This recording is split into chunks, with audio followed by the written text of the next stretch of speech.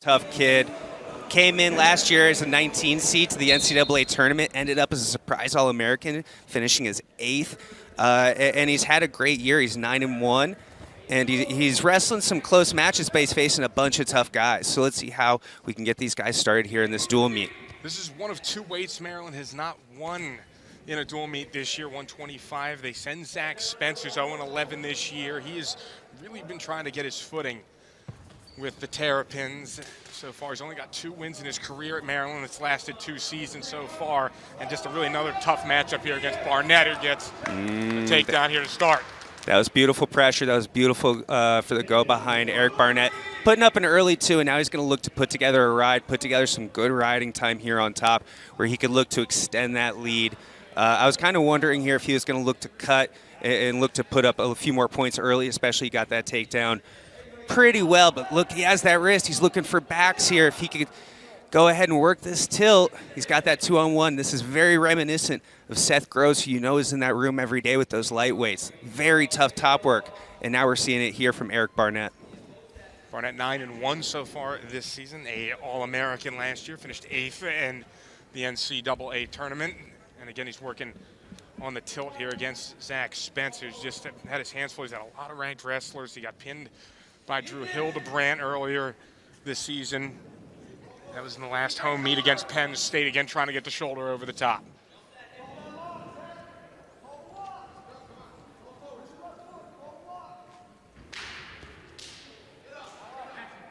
Man, Zach is wrestling tough. He's doing a good job of not giving up too much yet. He's building back up, and he's looking to keep these positions going, but Eric Barnett is just so stingy, just so tough, returning him back to the mat and making this position just long and difficult, and keeping the pressure going is what we're seeing here, man. He's just extending these sequences in the worst possible ways for Zach Spence. On the bright side, though, for Spence, this is better than he performed against Ohio State. He had already taken the fall by that point, but you have to say that Barnett well in control here. He's got a riding time that's nearing 2 minutes early in this period, but Spence has managed to keep his shoulders off the mat. Something Barnett's shown, and I think he showed it last season when he came in. We see a stall call there. I don't think that's unwarranted. And he strikes right after the stall call. I think the stall call might have opened up Spence to try to get something going from bottom, and Barnett might have taken advantage there with that arm have bar. Him here, yes, sir, and the fall for Eric Barnett. Again, you just alluded to it right before that. Right after the stall call, you saw Barnett make his move, and that was gorgeous there from Eric Barnett, and it's a great start for the Wisconsin Badgers. This kid is a points-devouring wrestling tornado, and I cannot wait to watch him go after it. It is so fun to watch this kid wrestle. You guys are in for so much fun for however long this match lasts. I hope we get it for 7 minutes because he just is perpetual motion, perpetual setups. There's an ankle pick. He gets far side. We're still scrambling. That's beautiful scramble work from the Maryland kid coming back through, but 2 enough for Hamiti. And then it'll be Hamiti, who's 16-0 this season, ranked at number 8, and it's a really tough matchup for a freshman like Gaven Bell to go up against. He's 3-15 currently at this point in the season. Dean Hamiti actually getting some David Taylor comparisons in style and pace, and it's not unearned, to be honest. Oh, man. I don't know if that was a crossface or a left hook, but it sure was legal. And he is looking to run this crossface as hard as possible, bring the knee and the face together, and crossface him over for the cradle. Switch position, go towards the back. He was in more of a position, almost a head-to-head position here, and now he'll start to make his move. Hamiti, you know he wants this fall victory.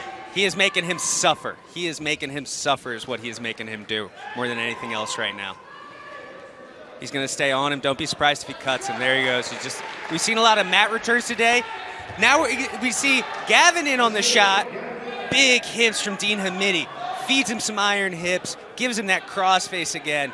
Man, Dean is active. Dean is very busy. Dean's a little mean, right?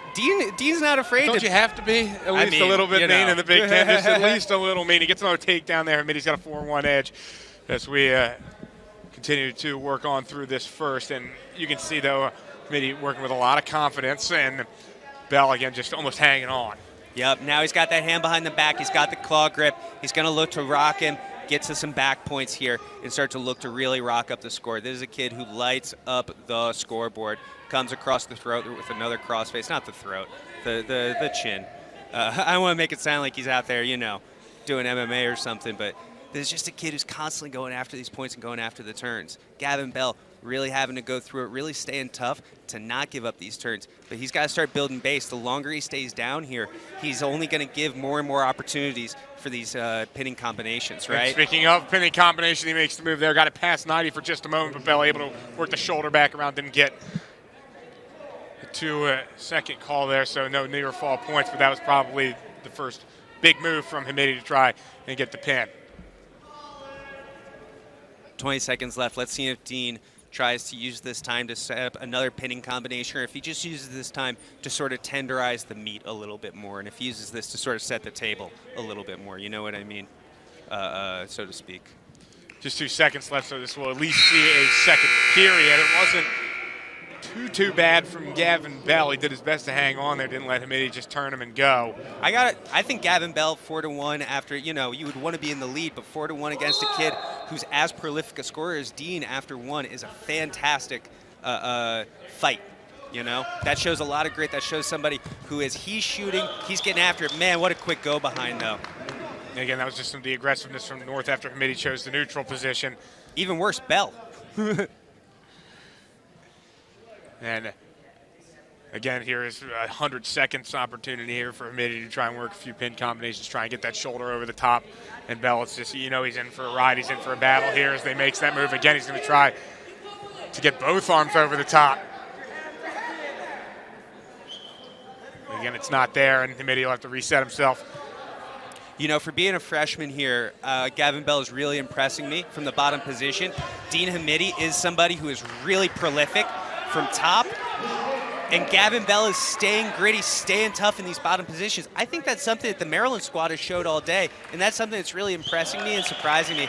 Another tough go behind. Gaven Bell not necessarily setting up every single one of these shots, giving up some go behinds here, but trying to put himself in the match, trying to give himself opportunities to score. There's the double bar, but top. He rolls through. I don't know if I've seen that in a minute. Yeah, Hamiti's tried to throw everything he can at the young freshman, but he's survived, he's weathered it so far, but now he's in some real trouble here. A tough position for Bell. Hamiti, can he put him down? He's going to look to settle those hips down. He's going to take his time here. Try to this is going to be real tough for him to fight out of. Fono wants it real bad, not getting the call though, as it just barely keeping that shoulder arched. 20 seconds left for Bell if he can hang on. A lot of bridge, a lot of energy expenditure. He's keeping They got both shoulders down. That was a great turnaround the side off the shoulder from Hamiti, and Bell really just hung on as long as he could, but that was almost inevitable with this kid. Hamiti's just such a great athlete, fantastic wrestler. Man, he's so skilled. He puts up points everywhere. Like we said, he is a bonus machine, and the machine didn't break down today. He kept another one going. Salas wanted to avoid the stall, and it ends up costing him a fall. That's just a devastator for Maryland, and we'll move on to 184. Well, Maryland seems to be the team with the edge as they send the redshirt senior number 12, Kyle Cochran, against Chris Weiler. Cochran has really been the leader of this team in terms of performance this year, obviously. He brings this top 10 ranking. There's a nice low attack. Goes to the high crotch, cracks him down, starts sucking that leg in.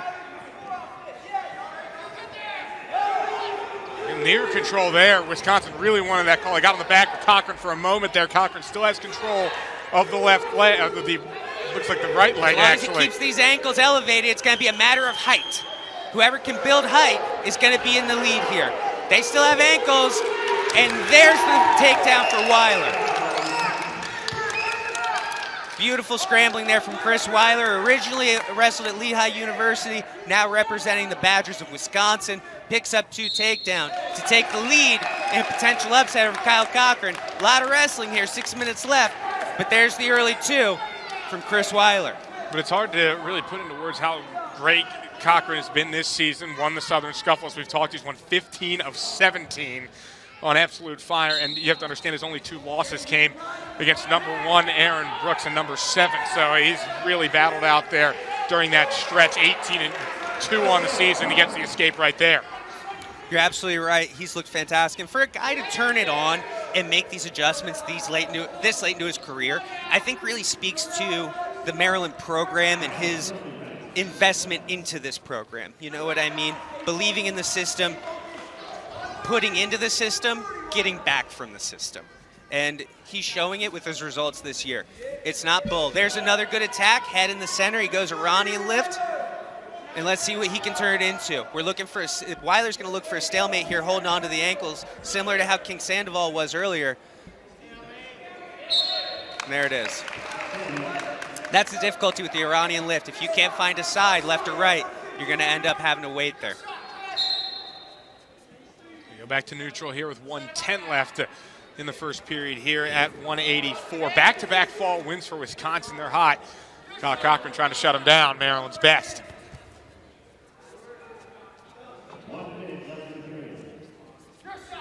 I have a feeling we're going to see a lot of action coming through the second and third here. I feel like these guys are really going to get on their horses here. Weiler again going over top, and this is an opportunity for him to pick up a signature win. Absolutely. At 7-8 this year. The Pennsylvanian trying to pick up a big W here in Maryland if he can get himself, as you mentioned, Salas wanted to get him on the national spotlight. Absolutely. Weiler is a guy who has been to the dance, has been to the national tournament. He's been around, but this would be one of the biggest wins of his career, maybe the biggest win of his career to date. And there's another takedown. He scrambles out the back door into the Turk with the opportunity to rack up a few backs. Cochran was able to battle out of it, but it looked like he was in a hairy situation for a moment. Now, they're late in the first. We'll see, can Cochran get that escape? But he looks like he is out of gas here trying to get back to his feet. Man, not gas, just stuck there. That ankle's caught up, and that's what's giving him the danger. Let's look at this. We'll get to that takedown. Boom. He scrambles out the back door and catches Cochran with his hands on the mat and that ankle up in the air. That's beautiful work there. The Wisconsin corner loves it, of course they do. And again, we've seen Coach Chris Bono get out of that seat very often. He's been really active. I'm not sure Coach Bono knows he has a seat, if we're being perfectly honest. No, but you just see different the different ways that different coaches react. You see, I mean, you can never seem to get Cale Sanderson out of his seat. Yeah. But you have a guy like him that's way down low, and then Bono is getting ready to be on. He wants to be on the mat with him if he can. So. Very much so. All right, let's see who wins the first move. After a rough first period, Kyle Cochran needs a big second to try to answer back. And that's a good mat return there. It looked like he was going to break through. Still trying to crawl free. Cochran just almost dragging him behind. And there's a stall call because he stayed down low on the leg for that 5 count. So we're going to see one stall call assessed to Chris Weiler, and we're going to restart on the bottom period. A lot of guys will take that to try to build up the riding time. It's a strategic decision, depending on who you agree with or not. And then we'll get a caution there. Another one against Weiler that time for a little bit of a false start. Is that his second? It is. So the next one will be a 1 point. That would be 1 point, similar to a second stall call. So he's going to have to start to be a little more conservative in those starts. Back on his feet. Cochran still battling here. He's down 4-1. Weiler did a good job winning that restart, though, right? He did a good job making the first move happen there. This is a tough spot here for Cochran. He just tried to drag himself out and over the top. And we'll go back to the middle again. Good job from Weiler, just managing Cochran the best that he can on the ground. You'll see a lot of this, man, where Cochran's doing a good job of getting up, making forward movement happen, but it's leading him out of bounds, and Weiler's following, doing a good job of staying attached to him and just making it happen where he's turning it into a lot of short matches, right? He's got to watch that 5 call. Yeah, he was almost close. about to be catching another.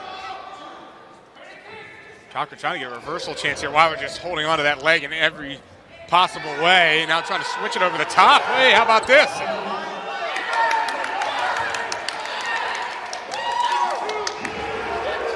He's called that for Wisconsin. Yeah, for 2 near fall points there. For that the shoulders being down nearly. To be assessed or looked at, because that is a really unusual position to call 2 backs for Wisconsin. I'm not sure that I totally agree with their idea of control out on the mat. They got a reversal there for Cochran. Now he's down 6-3, so that review could be good if it comes. They look like they're ready to challenge that call. We'll see if it gets called. But now Cochran's in the driver's seat on top. 20 seconds left, trying to flip him over the top. Weiler was trouble there again as they rolled over. The match has incredible scrambles. Now it looks like Weiler comes back out on top. He's looked fantastic scrambling through the legs all day on Kyle Cochran, who has had a lot of difficulty building height as he gets those ankles taken care of. And that'll take us to the there's end the second of period. What a tremendous period that was. Both sides, we saw all kinds of things. Looks like they're not going to challenge. They're going to go ahead and leave that one where it is. I suppose so. It was a really unusual situation. I don't know that I've seen that necessarily before, where a guy will try to take a guy through himself for that version of a tilt and end up giving up the backs himself. I feel like Cochran thought he was potentially getting those points himself during the call and ended up going against him. I'm going to be interested to see the tape on that later. And now there's going to be a huge third. 2 minutes. Can Kyle Cochran avoid this big upset loss here at home? He's going to have to make a decision. Is he going to do this on the feet or on the mat, right? Is he going to try to turn him here? Because he's got to make up 5, essentially 6 points with the riding time. Again, he's just going to go and like to just keep him on the mat here. He's got to make a move for the backs if he wants an opportunity to try and claw back in this one.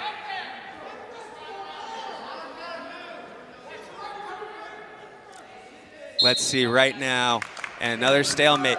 Let's see if he tries to get this riding time under 1 minute and then start to make strategic decisions. He looks at his coach for a little bit of advice. Minute 23. Let's see what happens.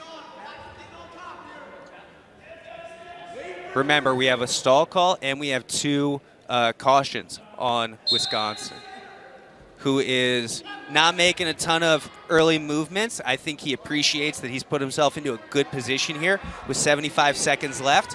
And right now, he's earned the right to play a little bit more conservative. Look at that right elbow to the inside of the leg. These are the types of scrambles he's been initiating all day and the types of scrambles he's been winning all day. So I think Cochran needs to be... We're another stalemate here. Not a minute and 2 seconds left in the third. And again, Cochran just well behind. He's got to make a move now. Cochran's going to optional start him here. He's going to start to cut him and look for takedowns. But we're a minute into the period, and only now is he going to start to cut him and look for takedowns. And that may be just too much time wasted there. So Cochran going to get aggressive here early over the top, and we'll see the response quickly from Weiler. Because that takedown, or that escape rather, will make it 9-3 now for Chris Weiler. He's lost the riding time at only 41 seconds. 45 seconds, 6 points. He's gonna need back points. He won't be able to make it up with takedowns. There's no way. But if he can get him to his back, it's possible. There's a stall call, so that's going to make it 9-4. And that's going to be the nail in the coffin. It's going to be very difficult for him to take it back from there. And if he can ride it out, that'll actually end up being a major decision. So Kyle needs to escape just to protect the major now. What a reversal of fortune here. For the best I've ever seen Chris Weiler wrestle, Kyle Cochran looking to get him up, looking to get him out of here. He's got to try to get that escape if he wants to avoid that major decision. Be a really big blow to Cochran, who's wrestled so well. I know. Over recent weeks. This is one performance. This isn't indicative of a season. He's had a lot of top 10 wins. Kyle Cochran gonna come back tough from this. And it will be a major decision at 12-4. Weiler, a tremendous job. He wrestles. If you've seen him without the man bun, ladies and gentlemen, the Thor name is well earned, I assure you. Big, tough heavyweight. A guy like Trent Hilger is really, and there's a good shot from Hilger with a Maryland Schrader, and then a good go behind from Hilger. Hilger's a good guy to look at to understand how deep heavyweight wrestling is right now at the NCAA level. You're looking at a guy who is super ultra skilled. He's big, he's strong, he's fast, he's athletic. He knows how to wrestle, and he's still, top 10. You know what I mean? He's still finishing 6th and 8th in the nation. And that's because the guys who are at the top of the heap are just so skilled and dangerous, right? You're talking about your Gable Stevensons, your Mason Parrises, Tony Cassiope, Greg Kirkfliet. These guys who are at the top of the heap are quite literally world class in terms of guys like Gable Stevenson, literally the best in the world, right? So you look at a guy like Trent Hilger being ranked where he is, it really is just almost a compliment to how deep this weight class is. And I think Zach Schrader's right there. I actually expect him to be a surprise at the NCAA tournament, and I do expect him to be there in March. And there's a 2-on-1. Let's see what we can get going from the feet there. I think Schrader probably looking to set up his attacks a little bit more. And, man, look at the speed on that low single. Not every day you see a heavyweight move that fast to a low sweep single. They'll whistle it dead here. 4-1. Hilger with the lead, just resting really solidly against Schrader. Schrader, again, an experienced guy, but so is Hilger at the same time. Schrader, obviously, transfer from Cal Baptist University, ranks top 8 in school history, both wins and pins. He's been a hero for Maryland a couple of times earlier in the season, leading them to victories against Navy and Drexel. Picked up the 2 wins at the end there, but I mean, just got his hands full with a guy like Hilger. And here's Hilger again, just drops him down. Now big trouble again there off the top, trying to get the shoulders down. And Schrader just barely gets out of jail there. It was almost curtains. Yeah, man, he was caught, on that misdirection, caught a little flat-footed by Hilger, who was able to really power up through that low level into the hips, drive the double, take him to his back.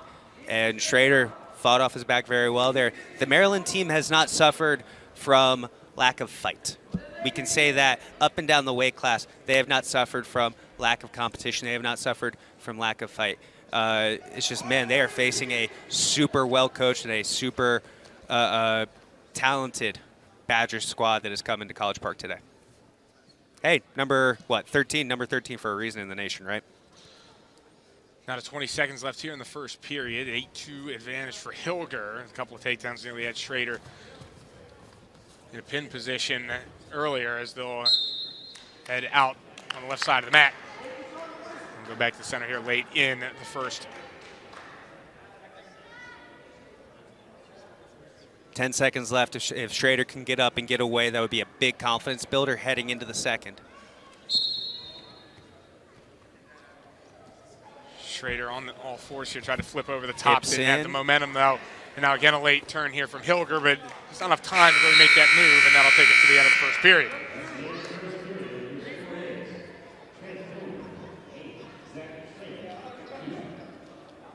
Let's see what we have working here. Hilger's looking to score points. Hilger's looking to work himself. Hilger's looking to pile up, and he understands that he has a speed advantage, and he's looking to work his speed advantage. I think if Schrader can do some work to slow him down, the match is going to be easier. There's a good re-attack. The good news for Schrader is the speed will get less and less throughout the match, and he may be able to take advantage of that. But shooting without a setup isn't going to help that, and there's another great go behind by Trent Hilger. So skilled coming out of that Badger room. 90 seconds to go here in the second, and again, Hilger's been dominating this one, and he's got 2.5 minutes of riding time. Again, he'll just let Schrader get that escape 10-4 because he wants to go back to work up in that neutral position, work the takedowns, and build those points because that's what Hilger can do with the speed. Notice it's a little unusual for a heavyweight that much outside, right? Working from the outside, trying to shoot below the knee. These aren't things that you see a lot from heavyweights. And there's a good knee pick attempt, but then Hilger throws in that overhook and is able to just frustrate the position enough to take it out of bounds.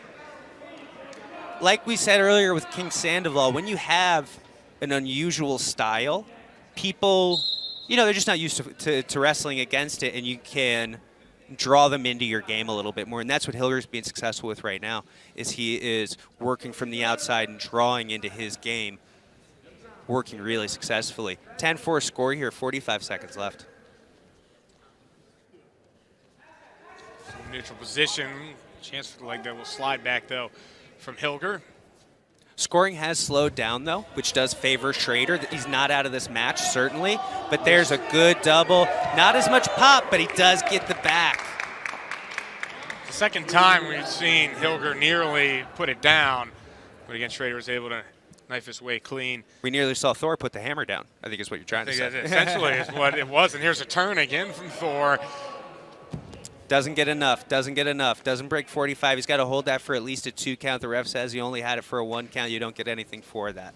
And he thinks about a turn here, but again, far too late to really get anything done here in this period. We'll have one more with this time Hilger on the ground and Schrader on the top. He'll get a chance to work at the top after spending so much time down on the mat.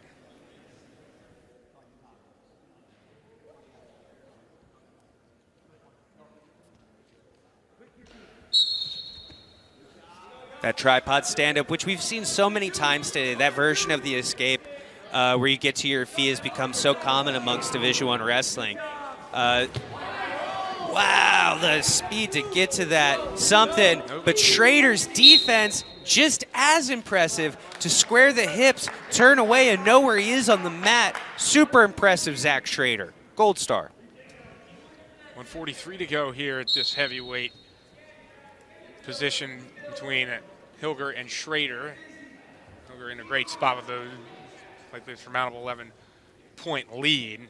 With the riding time makes it essentially a 12. It's in tech fall territory if he can continue to build up those points. Looking at 12 right now, that riding time went ahead and locked itself. Schrader will not be able to take that out. So 2, 3 takedowns left, and he would be looking at it, and he is looking at it.